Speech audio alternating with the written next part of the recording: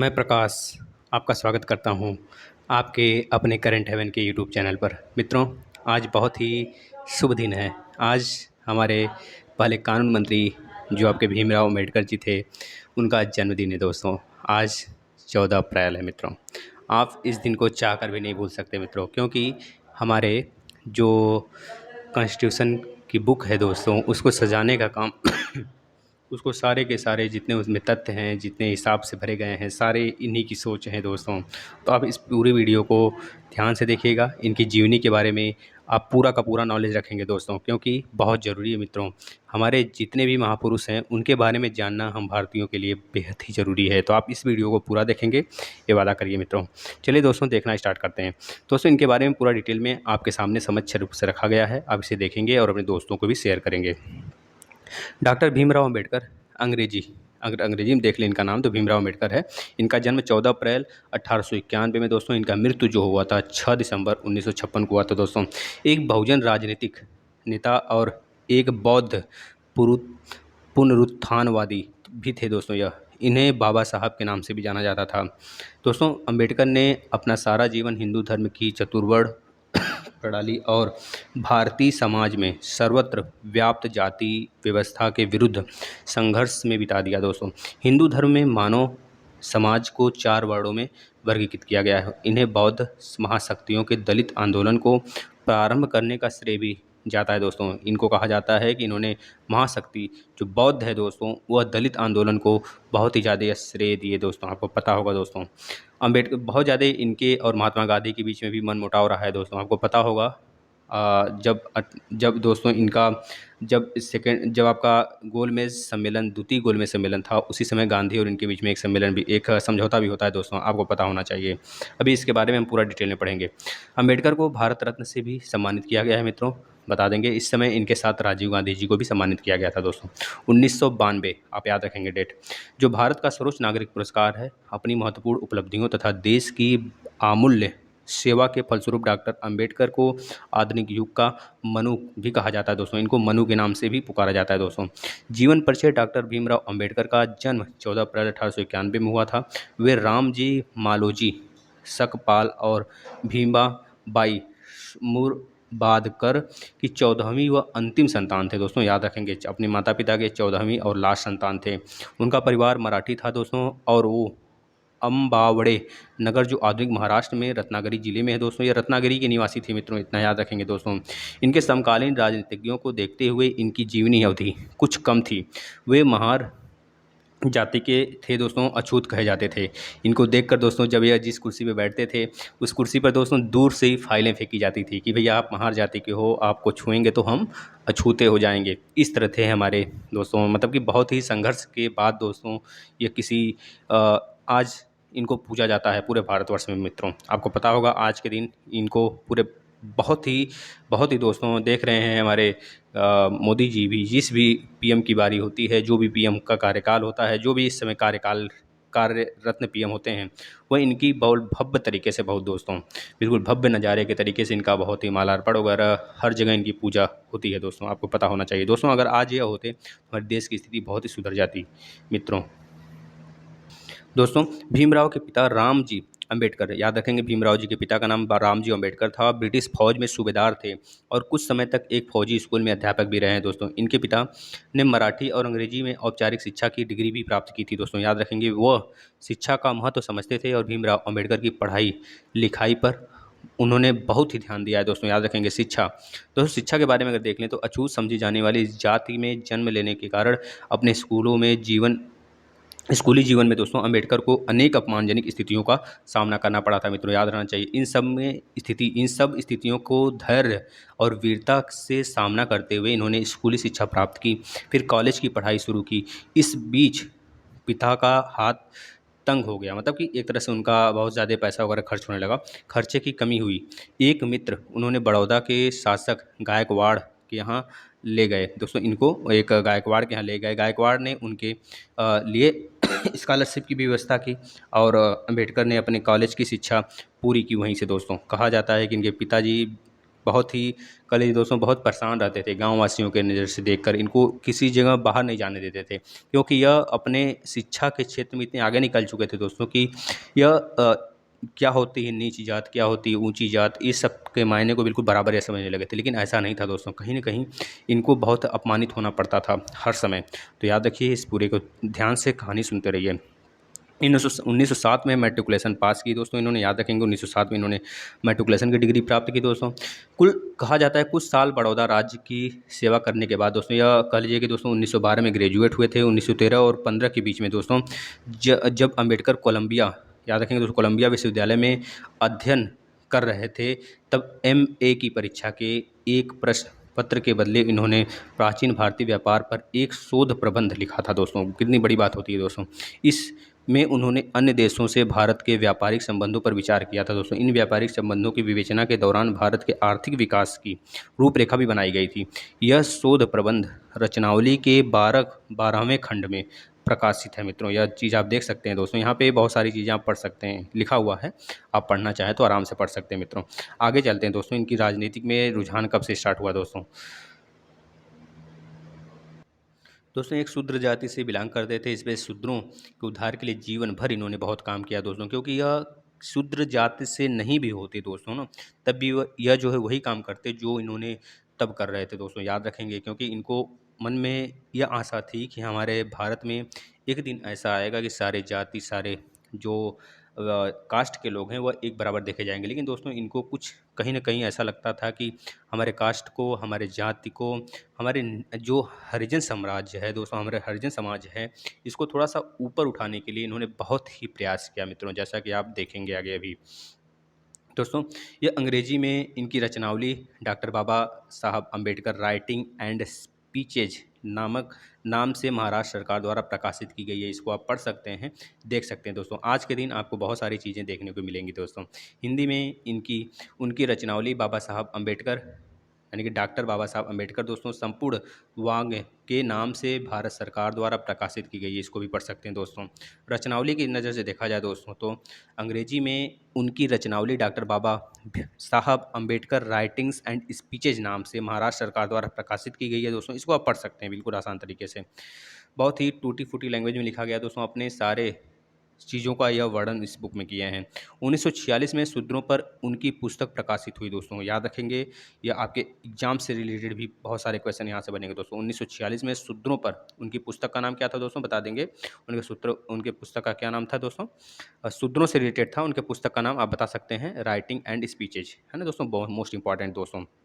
दोस्तों आगे देख लेते हैं। शूद्र के लिए कहा जाता है कि वह संपत्ति संग्रह नहीं कर सकता।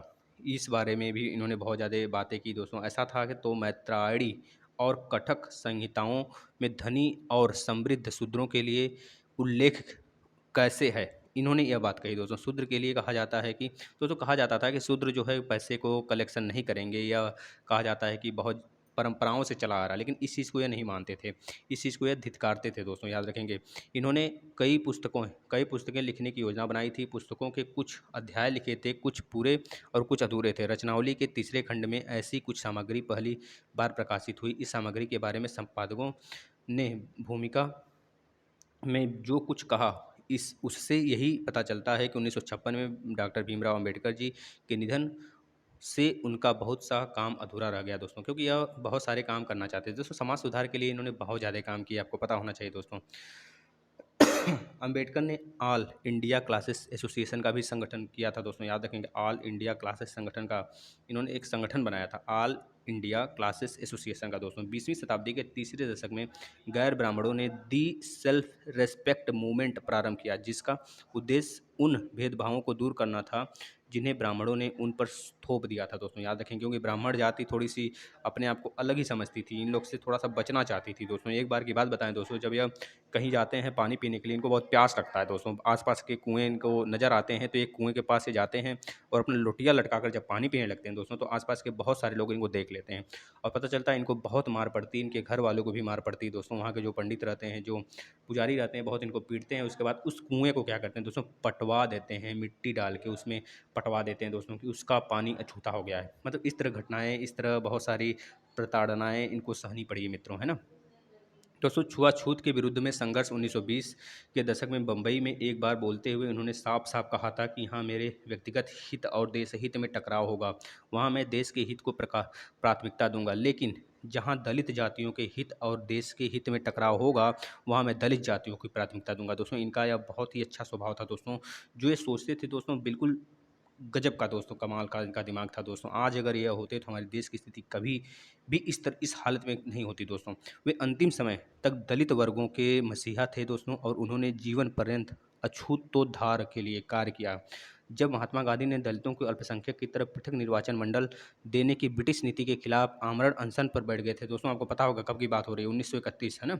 सन 1927 में उन्होंने हिंदुओं द्वारा निजी संपत्ति घोषित सार्वजनिक तालाब से पानी लेने के लिए अछूतों को अधिकार दिलाने के लिए एक सत्याग्रह का नेतृत्व किया दोस्तों। यही बात हमने आपको बताया था दोस्तों अभी। उन्होंने सन 1937 में बम्बई उच्च न्यायालय में यह मुकदमा जीता। अम्बेडकर ने ऋग्वेद के उद्धरण देकर दिखाया कि आर्य और वर्ण के और श्याम वर्ण के भी थे दोस्तों, मतलब कि दोनों सेम बताए। अश्वनी देवों ने श्याव और रुच्छति का विवाह कराया। श्याव श्याम वर्ण का है और रुच्छति गौर वर्ण की है दोस्तों। यह बहुत सारे वेद वेदांगने ये पढ़ने के बाद इन्होंने दिखाया कि कोई भी छुआछूत हमारे बुक में तो लिखा ही नहीं है, आप लोग कैसे बना दिए इस चीज़ को, आप लोग का यह भ्रम है दोस्तों। दोस्तों पता है आपको 1930, 31, 32 तीन गोल में सम्मेलन होते हैं, तीनों गोल में सम्मेलन में इन्होंने हिस्सा लिया दोस्तों, आपको पता होना चाहिए। इन्होंने निर्वाचक मंडल, अछूतों के लिए निर्वाचक मंडल की मांग भी की, लेकिन महात्मा गांधी जी के कल ये अनशन में बैठने के बाद इन्होंने महात्मा गांधी जी से दोस्तों समझौता किया 1931 में दोस्तों। और इस गोल में सम्मेलन बस दोस्तों, जो महात्मा गांधी जी थे इन्होंने ही इनका समाज था उसका नाम हरिजन समाज दिए दोस्तों। इन्होंने उनसे वादा किया कि आपके समाज को आज तक जितने भी संघर्ष सहने पड़े हैं, अब आगे नहीं संघर्ष सहने पड़ेंगे, हम आपको आरक्षण का प्रावधान करते हैं दोस्तों। तब से लेकर आज तक इनको आरक्षण का प्रावधान है, इस वजह से आज यह सेफ है दोस्तों। कह लीजिए 1931, 1932, 1933 दोस्तों तीन गोल में सम्मेलन होते हैं, तीनों में यह भाग लेते हैं। 1932 में इकलौता गोल में सम्मेलन था दोस्तों, जो दूसरा गोल में सम्मेलन था उसमें महात्मा गांधी जी विथ कांग्रेस, जो एनी बेसेंट वगैरह थी दोस्तों, सब लोग इनके साथ भाग लेते हैं दोस्तों, राजपुताना जहाज से।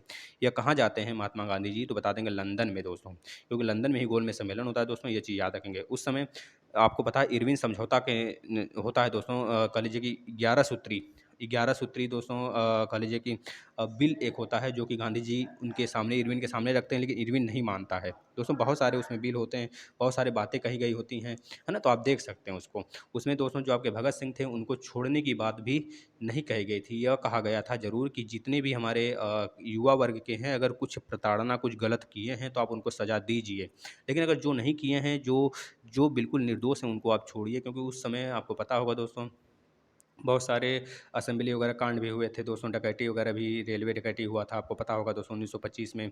जो आपको किस रेलवे जो लूट लिया गया था, पूरा ट्रेन ही दोस्तों, आपको पता होगा।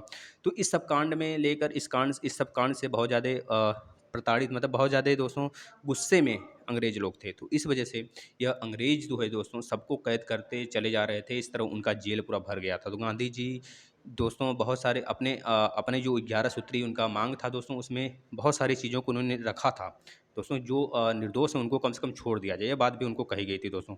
1947 में दोस्तों अम्बेडकर भारत सरकार के कानून मंत्री बने, ये भी चीज़ याद रखेंगे दोस्तों। उन्होंने भारत के संविधान की रूपरेखा बनाने में प्रमुख भूमिका निभाई है मित्रों। 1951 में त्यागपत्र भी दे दिए थे दोस्तों इन्होंने। 1956 में वो नागपुर में एक समारोह में अपने 2 लाख अछूत साथियों के साथ हिंदू धर्म को त्याग कर बौद्ध बन गए दोस्तों, ये चीज़ याद रखेंगे, क्योंकि छुआछूत अब भी हिंदू धर्म का अंग बनी हुई थी। डॉक्टर अंबेडकर को सन 1990 में मरणोपरांत भारत रत्न दिया गया दोस्तों। 1990 दोस्तों याद रखेंगे, 1990, 1992 में हमने बोल दिया था स्टार्टिंग में, उसे माफ़ करिएगा, 1990 याद रखेंगे। राजनीतिक परिचय में इसका देख लेते हैं इनके बारे में दोस्तों, आप इसको पूरा इस पूरे हेडलाइन को पढ़ सकते हैं। इसमें बहुत सारी बातें इनसे रिलेटेड कही गई हैं मित्रों, जो आपके दिलो दिमाग में बिल्कुल घर कर जाना चाहिए मित्रों, है ना। स्वतंत्रता लेबर पार्टी दोस्तों इन्होंने यही बनाया था दोस्तों। अंबेडकर ने 1936 में लेबर पार्टी की भी स्थापना की थी मित्रों, ये चीज़ याद रखेंगे। स्वतंत्र लेबर पार्टी, स्वतंत्रता लेबर पार्टी कहिए या फिर स्वतंत्र लेबर पार्टी कहिए दोस्तों। विधानसभा चुनाव में 15 सीटें इन्होंने जीती थी दोस्तों। 1937 में केंद्रीय विधानसभा जो चुनाव हुआ था दोस्तों, जब दोस्तों एक और तथ्य बताते हैं, जब दोस्तों यह कह लीजिए कि जब इन्होंने दोस्तों जब भारत का विभाजन होता है, तो भारत के विभाजन से पहले दोस्तों यह कहाँ से चुन के आए हुए होते हैं दोस्तों, कोलकाता से दोस्तों। आप जो आपका पश्चिम बंगाल वाला पोर्शन है, वहाँ से जीत के आए हुए थे। लेकिन जब जब दोस्तों 1947 में जब देश का विभाजन हो जाता है, तो इनका जो सीट होता है दोस्तों, वो तो चला जाता है पाकिस्तान के इलाके में, पूर्वी पाकिस्तान में। तो बाद में गांधी जी के अनुशंसा पे दोस्तों इनको बम्बई से सीट दिलाया जाता है दोस्तों, तब ये उठ के आते हैं हमारे हमारे संसद में दोस्तों। आपको पता होना चाहिए, हमारे पार्लियामेंट में तब जाके ये बहुत सारे कानून वगैरह बनाते हैं दोस्तों, है ना। हिंदू विवाह एक्ट 1954, आपको पता होगा 1955, है ना दोस्तों। ये सब इन्हीं के देन है दोस्तों, यह सब इन्हीं का ही मनगढ़ंत था, इनका और जवाहरलाल नेहरू जी का दोस्तों। 7 दिसंबर को चौपाटी समुद्र तट पर बौद्ध शैली में अंतिम संस्कार किया गया, जिसमें सैकड़ों हजारों समर्थकों, कार्यकर्ताओं और प्रशंसकों भाग लिया। एक स्मारक अंबेडकर के दिल्ली स्थित उनके घर 26 अलीपुर रोड में स्थापित किया गया है। अंबेडकर जयंती पर सार्वजनिक अवकाश रखा जाता है दोस्तों।